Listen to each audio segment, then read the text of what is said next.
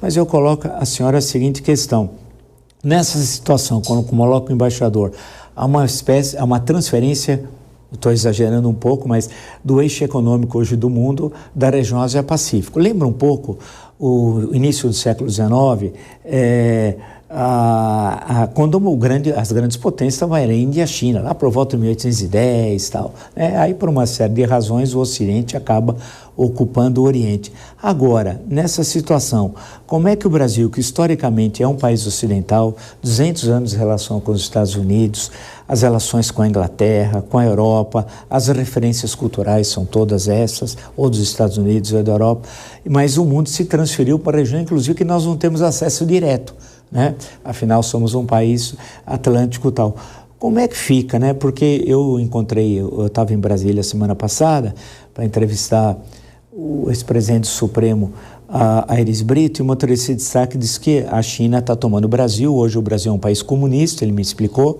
O Brasil é um país comunista, obviamente que eu não discordei, porque ele estava ganhando o carro, né? O Brasil é um país comunista sob domínio da China. Eu não sei onde tem comunismo, socialização dos meios de produção, partido único, etc.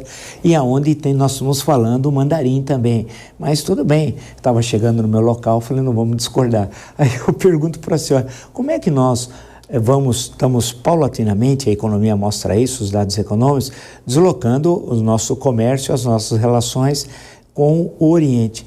Como é que fica a seguinte questão? Eu sei que é fácil perguntar, a resposta deve ser complexa. Quando nós tínhamos relação com Inglaterra, largo momento, e depois Estados Unidos, nós tínhamos uma mesma cultura. A cultura ocidental, o cristianismo, determinados valores, a influência ideológica nossa era muito maior da França do que da Inglaterra, do que dos Estados Unidos em certo momento, né? A nossa república é um produto da Terceira República Francesa, só que agora nossas relações são fundamentalmente econômicas, mas no campo cultural, político e ideológico não é. Como é que vai ser daqui para frente? Eu sei que não é pitonisa, nós não estamos no oráculo de Delfos, mas como é que vai ser? Porque é um negócio tão novo e nós somos no meio do novo, né? E aí? Eu acredito que isso não é um problema para o Brasil, como não é um problema para a China. A China, ela, diferentemente, né, dessas potências anteriores, né, que você mencionou, com as relações com Inglaterra, as relações com os Estados Unidos, sempre vinculava as suas relações econômicas com relações culturais.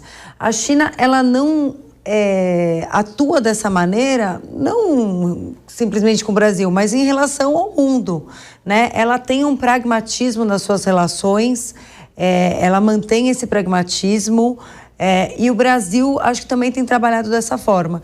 E a China pode fazer uma colaboração muito importante, quando a gente fala de custo Brasil, que o embaixador mencionou, investimento em infraestrutura, né? Hoje, o maior custo da nossa exportação está pelo fato, né, do Brasil não ter infraestrutura adequada. Então, a gente tem um problema nas nossas rodovias, falta ferrovias. É muito importante que o Brasil desenvolva essa ferrovia ligando ao Pacífico, né? Se o nosso maior comércio está com a Ásia, com a região da Ásia, a gente precisa ter uma saída pelo Pacífico.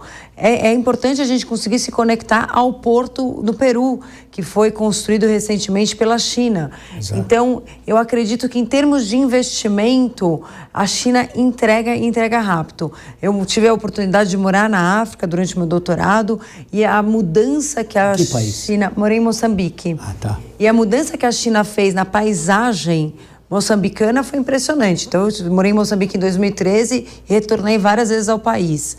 E nesse período que fui retornando, na última vez foi em 2019, antes da pandemia, você percebia a modificação, né? Ela conseguiu construir, assim, pontes, infraestrutura, né? Aeroportos, portos, ferrovias, em regiões que não tinham nada. Então, do meu ponto de vista, é muito interessante essa parceria, e essa parceria não deve se limitar ao comércio, mas acho que a questão do investimento pode ser muito benéfica para o Brasil no longo prazo. E a questão cultural, ela não vai se impor. Os chineses não buscam impor a sua cultura. Pelo menos por enquanto. O futuro não sabemos, mas por enquanto eles têm essa visão muito pragmática nos relacionamentos com os países, né, aí do mundo que eles se relacionam. Você falou em Moçambique, professor, eu me lembrei do Mia Couto, que é um grande escritor moçambicano, leio Mia Couto. Prazer de almoçar com esse é grande, porque nós temos uma literatura portuguesa em língua portuguesa na África, em Angola, José Landino Vieira, né? A Vida Verdadeira de Domingos Xavier, que é um clássico, temos em Guiné-Bissau e temos em Moçambique só. E nos anos 70, no Brasil, em plena ditadura, na segunda metade dos anos 70, a editora Ática, que era uma grande editora, tinha uma coleção de literatura africana. Você veja que, e aí é que eu conheci também até um pouco de Cabo Verde e tal. E você falou de Moçambique, puxa, o Miyakoto especialmente, estou me lembrando agora de um dos livros dele, fiquei muito impressionado, inclusive a influência da Índia, né, em Moçambique, histórica, então a gente vai aprendendo aí. E a literatura nos ensina muito. Embaixador Rubens Barbosa, nessa nova conjuntura, o senhor, quando entrou no Itamaraty, eu queria que o senhor pudesse nos falar o ano, era naquele momento que nós tínhamos um alinhamento muito forte com os Estados Unidos, não é verdade? Isso foi quando, mais ou menos, quando o senhor foi o estudante lá no Instituto Rio Branco, entrou no Itamaraty, quando é que foi? 60. Ainda a influência era o presidente Eisenhower lá nos Estados Unidos, né? Foi aquele que cunhou a expressão complexo industrial militar, é dele, no último discurso. E olha que nós estamos falando de um general comandante das Forças Aliadas na Europa. Em 60 nós tínhamos uma proximidade. No ano seguinte, em 61, embaixador, se eu estiver errado, o senhor me corrija, o governo Jânio Quadros veio a política externa independente, com Afonso Arinos e Melo Franco. E aí tivemos o governo João Goulart algumas mudanças, o próprio Afonso Arinos voltou a ser ministro, depois tivemos o Santiago Dantas, que é uma figura que fez tanta falta ao Brasil, morreu tão cedo, né, em 64. Se o senhor, olhando agora assim, dentro do que o senhor falou, nós somos uma potência, mais ou menos, eu estou dizendo, uma potência média. Muitos falam do sul global. Nós teremos, uma época falavam sul-sul, né? Hoje, como é que nós devemos nos situar? Nós temos a Europa como um grande bloco, os Estados Unidos, a China, a Rússia é uma potência economicamente pouco importante, mas militarmente muito importante, e o senhor citou a Índia, que para mim sempre é um ponto de interrogação, eu falo nas nossas conversas, embaixador, a importância econômica, a Índia vai atropelando por fora, ninguém parece aquelas corridas. Estava indo em sexto, sétimo, quinto, daqui a pouco quarto PIB, mas o que me intriga na Índia é que ela não tenha a presença externa e uma presença militar tão forte como as outras potências econômicas, né? Algumas não tão importantes como ela.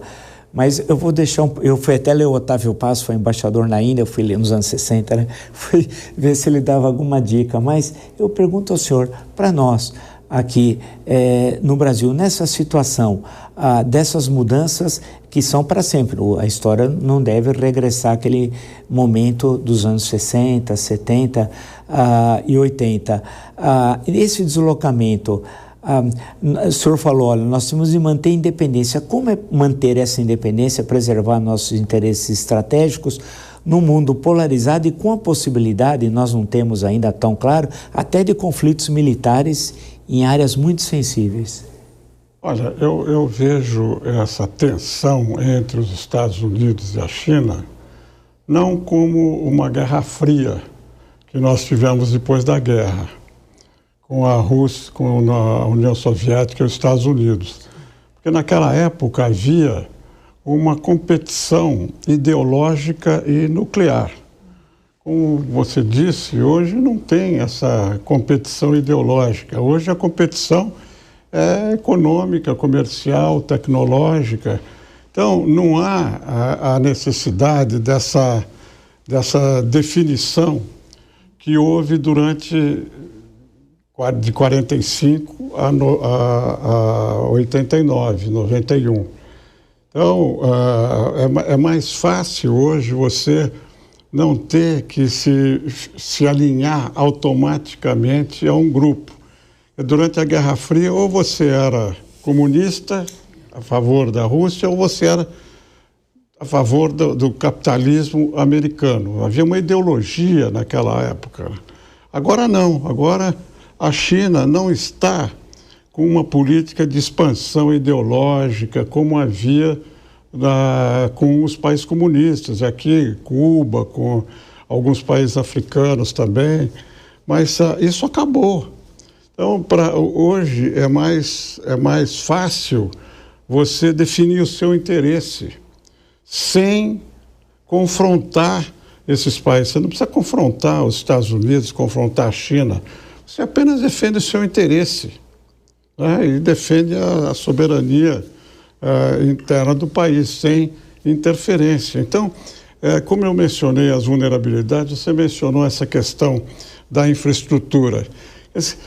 Isso aí, nós temos acordos com a China, e uma outra coisa também que é importante, que pouca gente deve saber disso. Você sabe que o Brasil tem com a China, o único país com que o Brasil tem acordos decenais. Nós temos um planejamento com a China, ninguém sabe disso. E há reuniões, há tratados, por isso que há essa crescente interligação, porque a China, em 1992, eu estava sentado à mesa com o Fernando Henrique, ministro do Exterior, quando um vice-primeiro-ministro chinês foi a Brasília e propôs ao Brasil uma parceria estratégica. Isso é 1992. A China, para fazer esse gesto, estudou durante muitos anos o que ela precisava do Brasil e definiu as suas prioridades, que está acontecendo hoje, né? A China hoje é um maior parceiro do Brasil, porque ela compra não o que o Brasil quer vender, ela compra o que tem necessidade, e são os produtos de alimentação. E nós saímos dessa reunião em 92 muito cheios, né, de ufanismo, né? O Brasil é um parceiro estratégico e tal. E de 92 até hoje não fizemos absolutamente nada. O Brasil não tem uma estratégia em relação à China. Então agora, com esse novo cenário, e o Brasil, se tiver uma visão estratégica, uma visão de médio e longo prazo, tendo que defender os seus interesses, tem que definir uma política em relação à China, em relação aos Estados Unidos, em relação à Europa, em relação à África. Quer dizer, o Brasil não tem política em relação à África, a gente tinha, não tem mais. E a China agora está se retirando proporcionalmente, né? Tem hoje uma presença menor do que tinha 10, 15 anos atrás na África. Você sabe quem que ocupou esse espaço? Não foi o Brasil. O Brasil poderia ter ocupado esse espaço. Quem está ocupando esse espaço é a Turquia. A Turquia hoje tem uma presença na maioria dos países africanos, porque eles têm uma política de penetração lá. E não é só com alimentos, que eles não têm, eles vendem farinha. A única coisa que eles vendem é farinha. Não, eles vendem armamentos, eles têm uma política. E o Brasil vai ter que, no futuro, né, eu espero que a partir dessa próxima eleição, a gente tenha essa visão. Porque se nós não tivermos, nesses próximos 4 anos, um programa sério de reformas internas, de uma visão estratégica no exterior, o Brasil vai ficar para trás, não vai ter com todo esse potencial que a gente tem, porque o mundo vai avançar. A Turquia, vocês estavam falando da questão do Oriente Médio, né? Você veja, o Oriente Médio está se reciclando. O Oriente Médio tem consciência de que o petróleo daqui 20, 30, 40, quanto for, vai perder a força que tem hoje. O que eles estão fazendo? Centros de tecnologia, centros importantes, né, de desenvolvimento tecnológico, grandes projetos. A Arábia Saudita está fazendo um projeto enorme, 170 quilômetros lá.